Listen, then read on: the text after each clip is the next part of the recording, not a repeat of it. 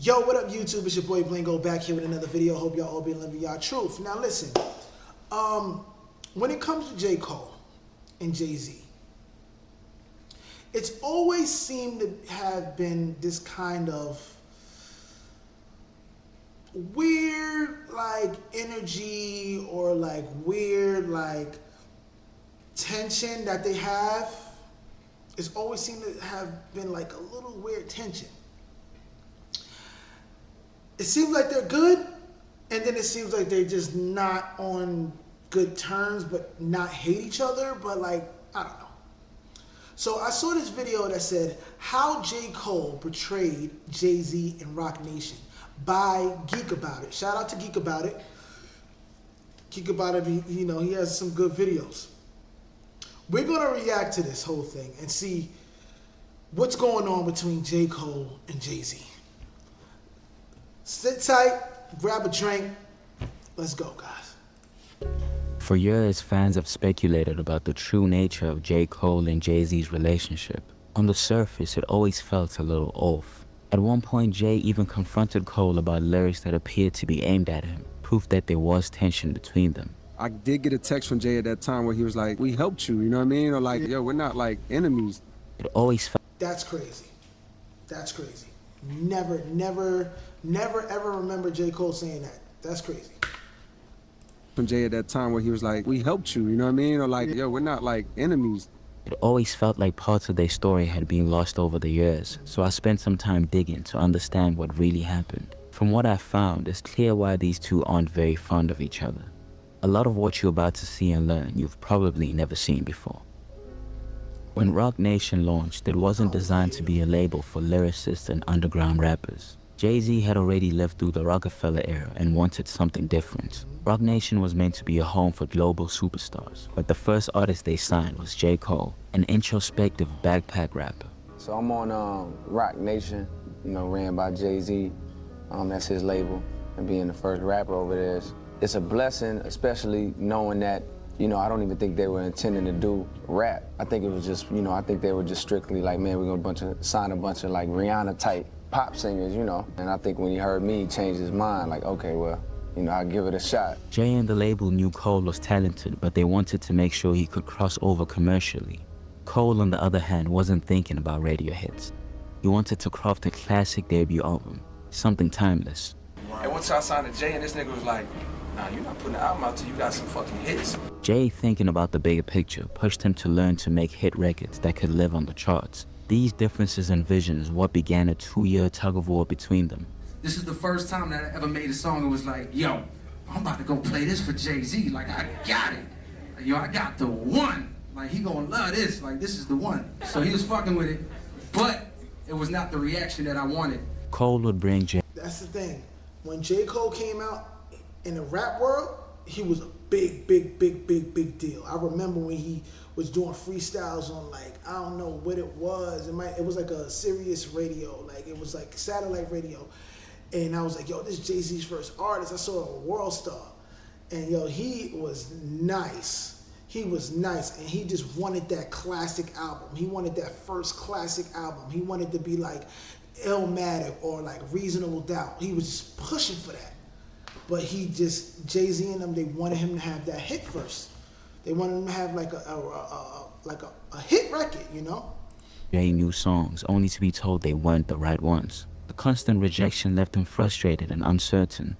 I don't have a single, and the next 6 months of my life was like literally hell, going through a depression, trying to make it to happiness. It was uninspired music that was trying to be something. Rumors even began circulating that Jay-Z was angry with him for taking too long to deliver a single, though Cole denied it in interviews. You took a long time with this project. Oh, yeah. And it came out on some blogs that Jay-Z was kind of like, Oh, hey, man, what's the deal? Hurry y'all up. believe that? That's not true, man. No, not true? That's so not true. But, Okay, explain to the folks. oh, yeah, I mean, it was a cool rumor, but nah, that's furthest thing from the truth. All right, cool. Though he denied it, the truth is Jay was getting impatient. So impatient that he embarrassed him at an industry event in front of his peers. Cole and his manager were chatting with Drake and his team when Jay walked up.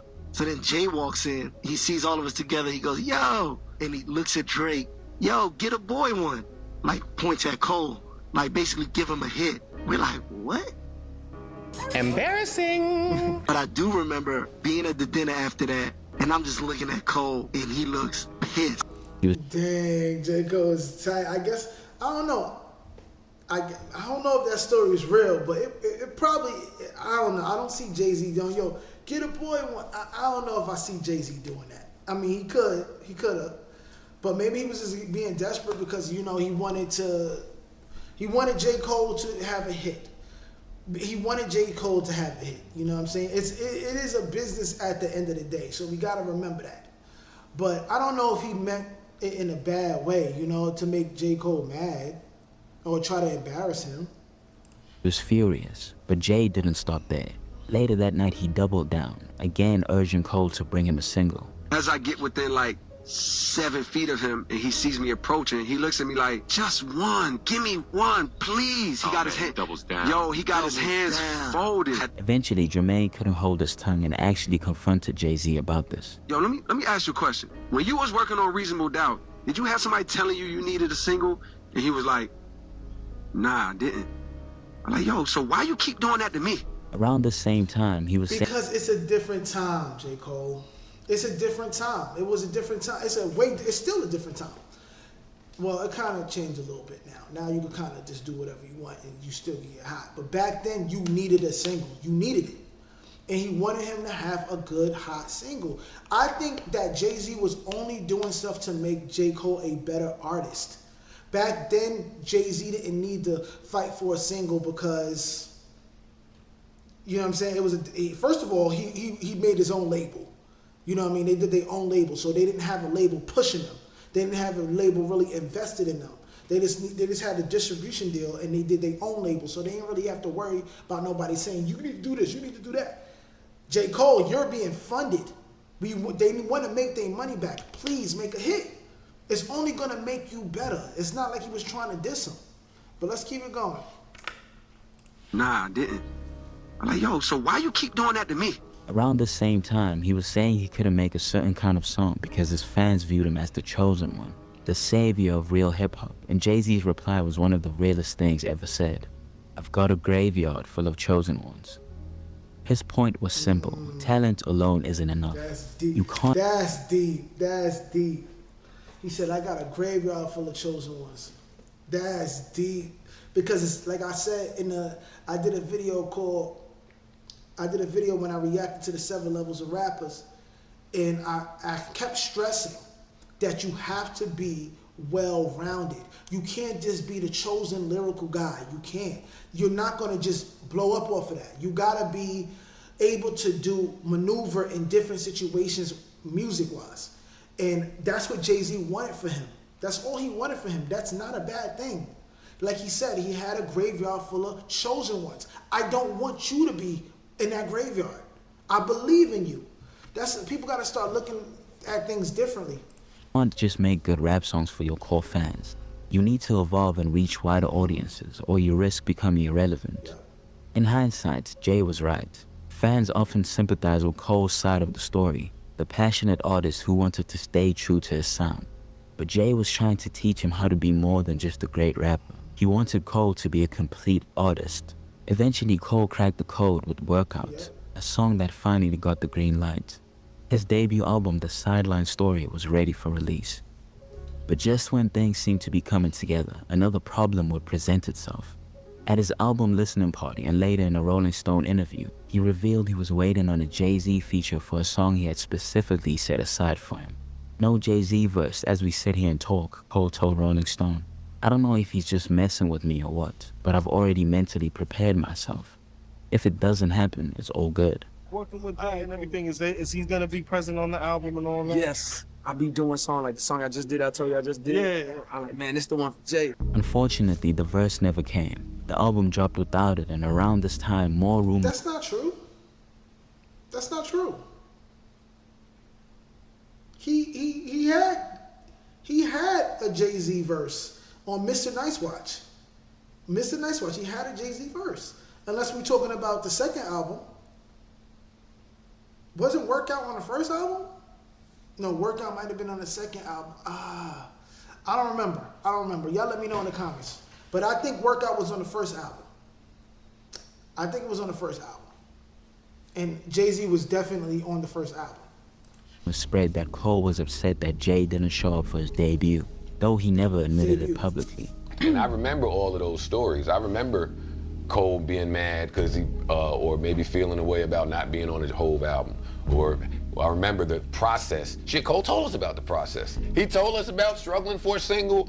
To make things worse, the lead song Workout, the very song Jay had approved, was hated by fans and critics alike. So I get a release date and we dropped the single. It was the worst response on any song I've ever. You gotta understand that, like, to my fan base, it's like, yo, that's the chosen one. Right. So when they heard that song, it threw them off. No one forced that on you. No, exactly. Nobody made, let's get it clear. Nobody made me. Right. When I made that song, it was a triumph. I felt like I beat the game. It was a happy moment for me. Like, yo, watch. So when that happened, I got it. I understood why people did that, but it hurt. It was like, oh, man. It eventually became a hit, but the backlash stuck with him. When the album dropped, the response was lukewarm. People weren't impressed, and he started to feel like maybe he compromised his vision, trying to please others. This frustration led to songs like Let Nas Down, where he reflects on disappointing his idol and his core audience. But the irony is that before the Yeah, Nas was tight when he dropped that record. Nas was tight, yo. Nas is not really feeling that record. But, you know, like, Nas, well, he didn't tell it. He didn't say it publicly. Somebody else told that. I think it was No ID. So, you know, maybe it wasn't supposed to be out there. But, you know, yeah, it was a different time, bro. It was just a different time. You needed a hit, but people didn't want to hear you rap, like, hear J. Cole rap like that. We wanted to hear him rap. But that's not enough. Jay-Z honestly made the right call. Backlash, Cole had proudly told publications how confident he was in the album. I'm gonna tell you the truth, I do feel, I'm getting that feeling. But I think what's making it a classic is that I keep setting my standards higher and higher. So like songs that was making an album 7 months ago can no longer make the album because they can't touch the new songs. I mean, I'm getting that feeling, man, but you never know until, only the people decide what's classic and only time decides that, so we'll see. When it didn't land, he started pointing fingers in his music, at his label and at Jay-Z. When Cold Summer came out, and you know I'm in there, I got all the lines about the label and this, that, and the third. I did get a text from Jay at that time where he was like, we helped you, you know what I mean? Or like, we only ever wanted like what was best for you, you know what I mean? Like, I think you look at us like we're adversaries, like, yo, we're not like enemies to you, you know what I mean? And I feel like my response to him was like, I'm just trying to tell my story. Like, You try to soften the blow. I always try to soften it like in the music and not go all the way in, you know what I mean? Like, I can't get myself to blame Jay-Z for Cole's creative choices. The label wasn't in the studio producing his songs. He wrote and produced most of the album himself. They never forced him to change his sound. They simply wanted a single before releasing it. Yo, I didn't know J. Cole was that, like, it's almost like he was being like, just like a little baby a little bit. I ain't gonna lie, like he was being a little bitter like a little baby. Bro, I'm Jay-Z. I had numerous artists that you know of that was very good lyricists, very good lyrically. They were very good. Where are they now? Where are they now? I don't want that to happen to you. I don't want that to happen to you. What I am saying to you is only to make you a better artist in the long run. Don't take that as disrespect. But, you know, J. Cole was young at the time. He was young at the time. So maybe he just was like a little, you know, a little stubborn a little bit. But hey. You can't blame others when your work doesn't hit. And you definitely can't diss your mentor because other rappers and critics weren't messing with your music. When you look at how things played out, Cole's frustration feels misplaced. The truth is, he made an album he believed in. It just didn't connect the way he hoped. Meanwhile, Kendrick dropped Good Kid, Mad City the following year, a project hailed as an instant classic and packed with hits. Drake did the same thing with Take Care. Cole himself recently admitted on his podcast that hearing Good Kid made him realize Kendrick had done exactly what he had failed to do, to balance authenticity and mainstream appeal. As soon as I heard it, I was like, this nigga did exactly what I wanted to do a year ago. It walked the line perfectly between classic content and commercial appeal. Sonically, that shit was phenomenal. It's also important to note that Jay never wanted Cole to stop being himself. On that same podcast, Cole recalled running into Jay unexpectedly and Jay-Z telling him how much he loved Illmatic, a deep cut mixtape track. Yo. To me, that shows he wasn't trying to... Yo, if y'all haven't heard Illmatic, go listen to that. I used to listen to that every single day. Every day. Go listen to Illmatic. That's hard. That's hard. And it sounds like something that Jay-Z would like. It's hard. That is a hard record. Actually, that's on Friday Night Lights. Go listen to Friday Night Lights. That's his third mixtape. That was fire. To change Cole's artistry, he just wanted him to expand it. And eventually, he found the formula. You know, we take our time, and it may not be most popular with artists, you know, especially new ones that want to, I want to come out tomorrow. I think in the case of J. Cole, I think that A&R development really helped him and worked for him. You know, the album that he put out was an album that he brought in the first time, and he thought he was ready, you know.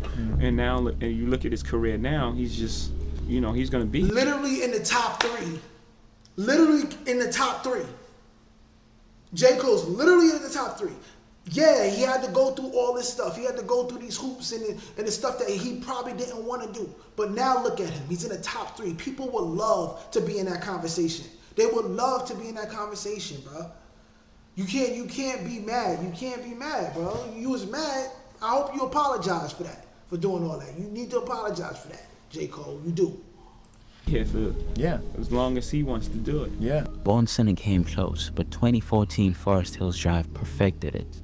A classic album that banished soul and commercial reach. You didn't hear him complain after that because people finally appreciated the work. He was still playing the game. He just executed on a much higher level. He made the song Let Nas Down, but really the person he let down was Jay-Z. From Jay's perspective, that song probably stung. Considering Jay and Nas had one of the most infamous beef in hip-hop history, Cole writing a song about letting down Jay's former rival could easily be seen as tone-deaf or even ungrateful. For many fans, this moment cemented the idea that Jay had distanced himself. For 3 to 4 years, there were jokes online about how the two hadn't been photographed together because Jay-Z hated J. Cole. Looking back at it, those assumptions weren't entirely wrong. The industry was talking. What do you think of the speculation? There's always like speculation about your relationship with Jay-Z and, you know, there's no photos of you guys together and like all this crazy shit you hear. I'm just grateful for the A, for the deal and the opportunity, and B, for the advice and the real rooting for me that the people don't see. J. Cole has a habit of subtly I don't know. I want to touch on that real quick. They don't have no pictures together, which is weird. But J. Cole don't really got pictures with anybody, to keep it real with you. He don't really got pictures with anybody. But J. Cole did mention Jay-Z in a song called Middle Child. People act like he hasn't mentioned Jay-Z since sometime Born Sinner time. But really, he had a song called Middle Child, and he said in the song that he had dinner with Hov. And they talked about, I forgot what the line was. But I think behind the scenes, him and Jay is cool. I don't think it's like a thing. I think it's just, you know, he's to himself, and Jay-Z is not the most he don't take pictures like that either. Some people and then acting like everything's cool.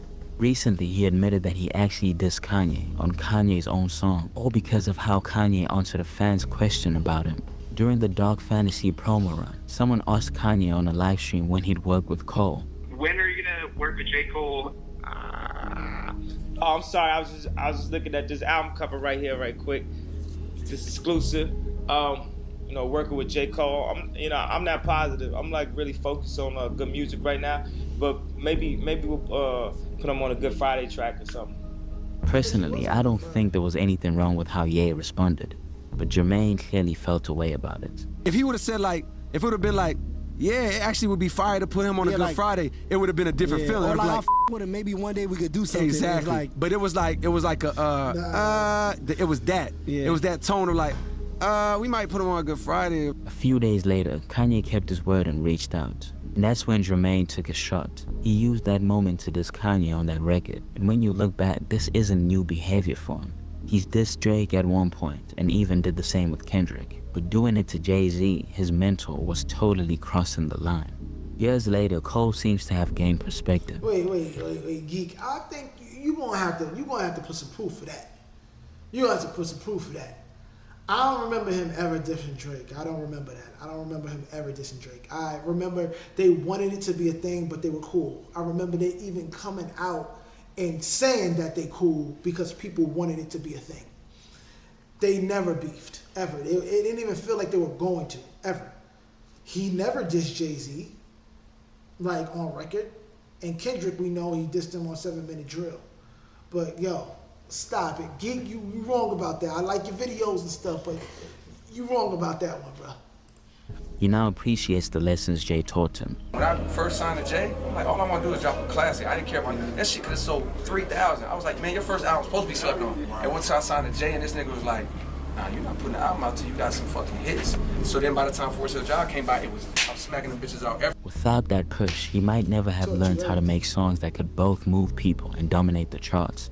No Role Models is 14 times platinum right now, which wouldn't have happened without the training from Roc Nation. He also has now bought back his masters from Jay-Z, and he owns his whole catalog. We love to criticize labels and executives for being predatory or out of touch. In this case, Jay-Z and Roc Nation were right. They saw J. Cole's potential even before he did, pushed him to grow beyond the backpack rapper box, and helped him build a career that balanced substance and success. It just took J. Cole a long time to realize that. And now him and Jay-Z don't have the kind of relationship they could have had if he hadn't gotten in his own way.